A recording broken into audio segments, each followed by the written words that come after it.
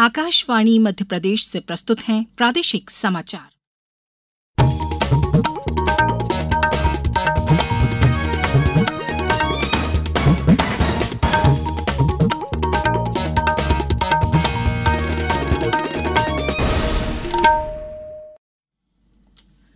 नमस्कार, समाचारों के साथ मैं राना शाहिद। पहले इस बुलेटिन के मुख्य समाचार। मुख्यमंत्री डॉक्टर मोहन यादव ने दुग्ध उत्पादकों को बोनस देने की घोषणा की। रिजर्व बैंक द्वारा ऋण प्रक्रिया को सरल बनाने के लिए अगले साल पूरे देश में यूनिफाइड लैंडिंग इंटरफेस शुरू किया जाएगा। जन्माष्टमी का पर्व हर्षोल्लास के साथ मनाया जा रहा है। शोभा यात्राओं के साथ मटकी फोड़ प्रतियोगिताएं का आयोजन। और प्रदेश में व्यापक बारिश के चलते इंदिरा सागर, ओंकारेश्वर, बाणसागर बांधों के गेट खोले गए। अब समाचार विस्तार से। मुख्यमंत्री डॉक्टर मोहन यादव ने कहा है कि चंदेरी को पर्यटन का तीर्थ क्षेत्र बनाया जाएगा। वहीं चंदेरी स्थित शिशुपाल मंदिर के जीर्णोद्धार के लिए राशि उपलब्ध कराई जाएगी। अशोकनगर जिले के चंदेरी में आज भगवान श्रीकृष्ण के जन्मोत्सव श्रीकृष्ण जन्माष्टमी के कार्यक्रम में आए मुख्यमंत्री ने कहा कि प्रदेश की समस्त दुग्ध उत्पादकों को बोनस दिया जाएगा।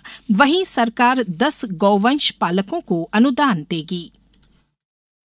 5000 साल पुराना भगवान कृष्ण का इतिहास जहां से जुड़ा है, ऐसे सभी स्थानों को, केवल चंदेरी नहीं, जहां जहां भगवान ने लीला की, सभी स्थानों को तीर्थ के रूप में बनाने का हमारी सरकार ने निर्णय किया है। चंदेरी को भी उसमें जोड़ा जाएगा। मुझे इस बात की प्रसन्नता है। हर नगरीय निकाय में जहां जहां भी भगवान कृष्ण के जीवन के आध्यात्मिक चर्चा, परिचर्चा, ज्ञान चर्चा, अलग अलग कार्यक्रम, ये सब होना चाहिए। इसलिए सरकार के द्वारा हर स्थान पे गीता भवन बनाने की हमारी सरकार ने घोषणा की। सभी एक्सीलेंस कॉलेज में, सभी जिलों में जो एक एक जिले में कॉलेज दिया है, भविष्य में सबदूर कृषि महाविद्यालय खोला जाएगा। यह हमारी सरकार ने निर्णय किया है। उन्होंने अशोकनगर जिले की तहसील नई सराय में सर्वे कराकर महाविद्यालय खोले जाने, तहसील ईसागढ़ में उत्कृष्ट कॉलेज में कृषि महाविद्यालय खोले जाने तथा बहादुरपुर में सामुदायिक स्वास्थ्य केंद्र खोले जाने की घोषणा भी की। उन्होंने हैंडलूम पार्क में लूम पर बुनाई भी की। इस मौके पर बुनकरों को प्रोत्साहित करते हुए उन्होंने कहा कि चंदेरी साड़ियों को हर जिले में प्रोत्साहन देने का काम किया जाएगा। मुख्यमंत्री ने रोड शो में हिस्सा लिया और लक्ष्मण मंदिर में दर्शन एवं पूजन किया। मुख्यमंत्री डॉक्टर मोहन यादव ने कहा है कि जनसंघ के संस्थापक सदस्य और भाजपा के पूर्व राष्ट्रीय अध्यक्ष श्रद्धेय कुशाभाऊ ठाकरे जी को समर्पित स्मृति स्थल का निर्माण धार में किया जाएगा। साथ ही उनके जीवन के विभिन्न पहलुओं और विचारों को समाज के सम्मुख लाने के लिए भोपाल स्थित कुशाभाऊ ठाकरे सभागार में गैलरी विकसित की जाएगी। मुख्यमंत्री ने कुशाभाऊ ठाकरे की जन्म जयंती पर कुशाभाऊ ठाकरे सभागार स्थित उनकी प्रतिमा पर माल्यार्पण कर यह बात कही। डॉक्टर यादव ने कहा कि श्रद्धेय कुशाभाऊ ठाकरे जी ने अपना संपूर्ण जीवन राष्ट्र और समाज के लिए समर्पित किया। उनके निर्लिप्तता से प्रजातंत्र की स्थापना और सुशासन के लिए किए गए कार्य प्रदेश ही नहीं, देश की धरोहर हैं। भारतीय रिजर्व बैंक के गवर्नर शक्तिकांत दास ने कहा है कि जीईएम, यूपीआई और यूएलआई की नई टिकड़ी भारत की डिजिटल भुगतान में एक क्रांतिकारी कदम है। उन्होंने कहा कि रिजर्व बैंक द्वारा प्रवर्तित unified lending interface ULI platform Bharat में ऋण प्रक्रिया को सरल बनाएगा। यूएलआई को पिछले वर्ष प्रायोगिक परियोजना के रूप में शुरू किया गया था। इसे जल्द ही पूरे देश में लागू किया जाएगा। श्री दास बैंक के 90 वर्ष पूरे होने के हिस्से के रूप में बेंगलुरु में डिजिटल सार्वजनिक अवसंरचना और उभरती प्रौद्योगिकियों पर वैश्विक सम्मेलन में बोल रहे थे। उन्होंने कहा कि डिजिटल भुगतान की मौजूदा व्यवस्था से धन का त्वरित और सुरक्षित हस्तांतरण होता है। श्री दास ने कहा कि भारतीय राष्ट्रीय भुगतान निगम एनपीसीआई द्वारा शुरू किए गए यूनिफाइड पेमेंट इंटरफेस यूपीआई से मौद्रिक लेन देन सुगम हो गया है। अब समाचारों में वक्त है एक ब्रेक का। ये समाचार आप आकाशवाणी भोपाल से सुन रहे हैं। हमारे समाचारों को अब आप कभी भी और कहीं भी अपनी सुविधा के अनुसार सुन सकते हैं। ये समाचार बुलेटिन YouTube, Facebook और X प्लेटफॉर्म पर AIR न्यूज़ भोपाल पेज पर सुने जा सकते हैं। इसके अलावा आप हमारी वेबसाइट newsonair.gov.in पर या न्यूज़ ऑन AIR ऐप पर भी समाचार सुन सकते हैं। ब्रेक के बाद समाचारों में एक बार फिर आपका स्वागत है। देश भर में आज श्री कृष्ण जन्माष्टमी पर्व मनाया जा रहा है। प्रदेश के उज्जैन और ओंकारेश्वर समेत सभी प्रमुख मंदिरों में जन्माष्टमी पर्व को धूमधाम से मनाने की तैयारियां की गई हैं।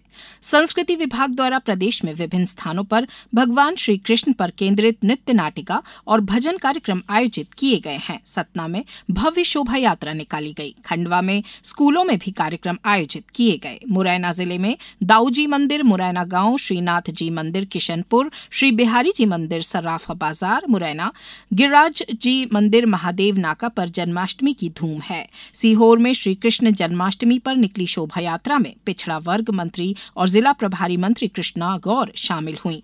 धार जिले में मंदिरों को विशेष रूप से सजाया गया है। मटकी फोड़ के आयोजन भी हो रहे हैं। शहडोल जिले में 20 से अधिक स्थानों पर मटकी फोड़ प्रतियोगिता का आयोजन किया गया है। सभी स्कूलों में भक्तिमय, ज्ञानवर्धक और मनोरंजन कार्यक्रम का आयोजन किया गया। डिंडोरी में श्री राधा कृष्ण मंदिर, बिट्ठल मंदिर को आकर्षक ढंग से सजाया गया है। विशाल वाहन रैली भी निकाली गई। आगरमालवा में भगवान श्री कृष्ण की विशाल पालकी यात्रा निकाली गई। रतलाम में कई स्थानों पर दही हांडी के आयोजन भी हुए। मांगल्य मंदिर में पहली बार 300 फीट लंबे झूले में भगवान श्री कृष्ण को झुलाया गया। नीमच, रायसेन, खरगोन और शिवपुरी के साथ प्रदेश के अन्य स्थानों पर भी जन्माष्टमी भक्तिभाव के साथ मनाई जा रही है। प्रदेश में बारिश का दौर जारी है। बारिश की वजह से कई नदी नाले उफान पर हैं। कई बांधों के गेट खोले गए हैं। शिवपुरी जिले में बीते 2 दिन से लगातार बारिश का क्रम जारी है। इसी बीच सिंध नदी में पानी बढ़ने के बाद कल मणिखेड़ा डैम के 4 गेट खोले गए हैं। पिछले 2 साल के बाद इस बार गेट खोले गए हैं। खंडवा में ऊपरी क्षेत्र में हो रही लगातार बारिश के चलते इंदिरा सागर बांध के 8 गेट खोले गए हैं। फिलहाल इंदिरा सागर बांध का जलस्तर 261.40 मीटर पहुंच गया है। इसके साथ ही ओंकारेश्वर बांध के 7 गेट खोले गए हैं। शहडोल जिले में लगातार हो रही बारिश की वजह से नदी नाले उफान पर हैं। सोन नदी पर बने बहुउद्देशीय बाणसागर बांध लबालब भर चुका है। दोपहर 12 बजे बांध के 2 गेट खोल दिए गए। बांध का जलस्तर 341.2 मीटर पहुंच गया था, जबकि बांध की जलभराव क्षमता 341.64 मीटर है। गेट खोलने से पहले नदी किनारे बसे गांव में मुनादी कराई गई है। इसकी सूचना सोन नदी के किनारे बसे जिलों को भी दी गई है। एम्स भोपाल में 25 अगस्त से 8 सितंबर तक राष्ट्रीय नेत्रदान पखवाड़ा मनाया जा रहा है। इसका मकसद नेत्रदान के महत्व के बारे में जागरूकता फैलाना और लोगों को मृत्यु के बाद अपनी आंख दान करने को प्रेरित करना है। एम्स भोपाल के कार्यपालक निदेशक डॉक्टर अजय सिंह ने कहा, नेत्रदान सबसे बड़ा दान है। उन्होंने कहा कि एम्स भोपाल न केवल विश्व स्तरीय नेत्र चिकित्सा सेवाएं प्रदान करने के लिए प्रतिबद्ध है, बल्कि जनता को नेत्रदान के महत्व के बारे में शिक्षित करने के लिए भी समर्पित है। अब कुछ समाचार संक्षेप में। शहडोल जिले में प्रधानमंत्री जनमन योजना के तहत विशेष पिछड़ी जनजाति को विभिन्न योजनाओं का लाभ दिलाने और मूलभूत सुविधाएं उपलब्ध कराने का अभियान 10 सितंबर तक चलेगा। प्रधानमंत्री जनजातीय आदिवासी न्याय महाअभियान PM जनमन के तहत प्रदेश के कटनी जिले में विशेष पिछड़ी जनजातियों के 6 गांवों को आदर्श ग्राम की तरह विकसित किया जाएगा। खंडवा में वाल्मीकि समाज द्वारा गोगा नवमी पर्व के दिन अलग अलग आकर्षक धार्मिक स्वरूप में निर्मित झांकी के रूप में छड़ियों की शोभा यात्रा धार्मिक उत्साह के साथ निकाली जाएगी। आज इस बुलेटिन में बस इतना ही। दीजिए इजाजत। नमस्कार।